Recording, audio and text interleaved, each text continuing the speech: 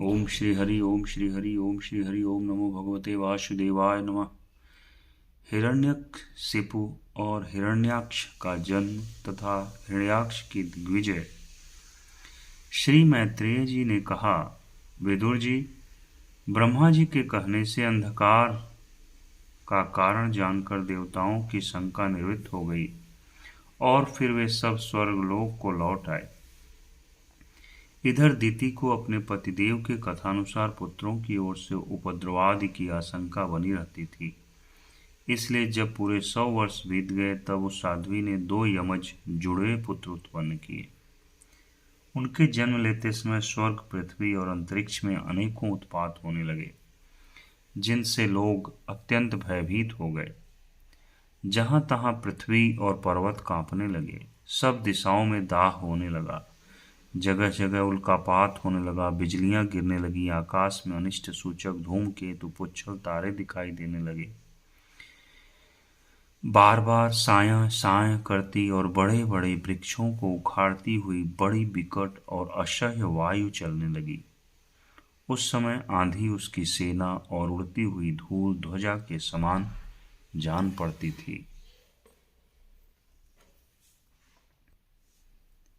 बिजली जोर जोर से चमक कर मानो खिलखिला रही थी। घटनाओं ने ऐसा सघन रूप धारण किया कि सूर्य, चंद्र आदि ग्रहों के लुप्त हो जाने से आकाश में गहरा अंधेरा छा गया। उस समय कहीं कुछ भी दिखाई न देता था। समुद्र दुखी मनुष्य की भांति कोलाहल करने लगा, उसमें ऊंची ऊंची तरंगें उठने लगी और उसके भीतर रहने वाले जीवों में बड़ी हलचल मच गई। नदियों तथा अन्य जलाशयों में भी बड़ी खलबली मच गई और उनके कमल सूख गए। सूर्य और चंद्रमा बार बार ग्रसे जाने लगे तथा उनके चारों ओर अमंगल सूचक मंडल बैठने लगे। बिना बादलों के ही गरजने का शब्द होने लगा तथा गुफाओं में से रथ की घरघराहट का सा शब्द निकलने लगा।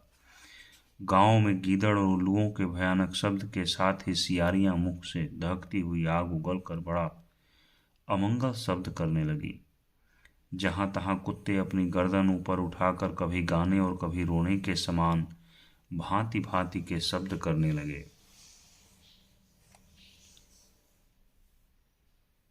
विदुर जी, झुंड के झुंड गधे अपने कठोर खुरों से पृथ्वी खोदते और रेंकने का शब्द करते मतवाले होकर इधर उधर दौड़ने लगे।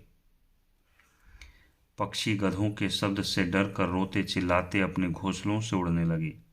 अपनी खिरकों में बंधे हुए और वन में चरते हुए गाय बैल आदि पशु डर के मारे मल मूत्र त्यागने लगे। गौएं ऐसी डर गईं कि दूहने पर उनके थनों से खून निकलने लगा। बादल पीप की वर्षा करने लगे, देव मूर्तियों की आंखों से आंसू बहने लगे और आंधी के बिना ही वृक्ष उखड़ कर गिरने लगे। शनि, राहु आदि क्रूर ग्रह प्रबल होकर चंद्र, बृहस्पति आदि सौम्य ग्रहों तथा बहुत से नक्षत्रों को लांघ कर वक्र गति से चलने लगे तथा आपस में युद्ध करने लगे। ऐसे ही और भी अनेकों भयंकर उत्पात देखकर सनकादि के सिवा और सब जीव भयभीत हो गए तथा उनके उत्पादों का मर्म न जानने के कारण उन्होंने यही समझा कि अब संसार का प्रलय होने वाला है। वे दोनों आदि दैत्य जन्म के अनंतर शीघ्र ही अपने फौलाद के समान कठोर शरीरों से बढ़कर महान पर्वतों के सदृश हो गए तथा उनका पूर्व पराक्रम भी प्रकट हो गया। वे इतने ऊंचे थे कि उनके सुवर्णमय मुकुटों का अग्रभाग स्वर्ग को स्पर्श करता था और उनके विशाल शरीरों से सारी दिशाएं आच्छादित हो जाती थीं। उनकी भुजाओं में सोने के बाजूबंद चमचमा रहे थे।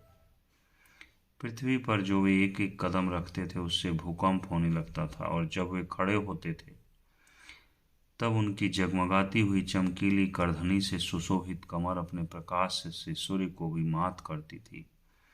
वे दोनों यमज थे। प्रजापति कश्यप जी ने उनका नामकरण किया। उनमें से जो उनके वीर से दिति के गर्भ से पहले स्थापित हुआ था उसका नाम हिरण्यकशिपु रखा, और जो दिति के उदर से पहले निकला वह हिरण्याक्ष के नाम से विख्यात हुआ। हिरण्यकशिपु ब्रह्मा जी के वर से मृत्यु भय से मुक्त हो जाने के कारण बड़ा उद्वत हो गया था। उसने अपनी भुजाओं के बल से लोकपालों के सहित तीनों लोकों को अपने वश में कर लिया। वह अपने छोटे भाई हिरण्याक्ष को बहुत चाहता था और वह भी सदा अपने बड़े भाई का प्रिय कार्य करता रहता था। एक दिन वह हिरण्याक्ष हाथ में गदा लिए युद्ध का अवसर ढूंढता हुआ स्वर्गलोक में जा पहुंचा।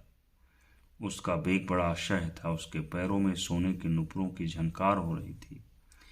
गले में विजय सूचक माला धारण की हुई थी और कंधे पर विशाल गदा रखी हुई थी। उसके मनोबल, शारीरिक बल और ब्रह्मा जी के वर ने उसे मतवाला कर रखा था, इसलिए वह सर्वथा निरंकुश और निर्भय हो रहा था। उसे देखकर देवता लोग डर के मारे वैसे ही जहां तहां छिप गए, जैसे गरुड़ के डर से सांप छिप जाते हैं। जब दैत्यराज हिरण्याक्ष ने देखा कि मेरे तेज के सामने बड़े बड़े गर्वीले इंद्रादि देवता भी छिप गए हैं, तब उन्हें अपने सामने न देखकर वह बार बार भयंकर गर्जना करने लगा।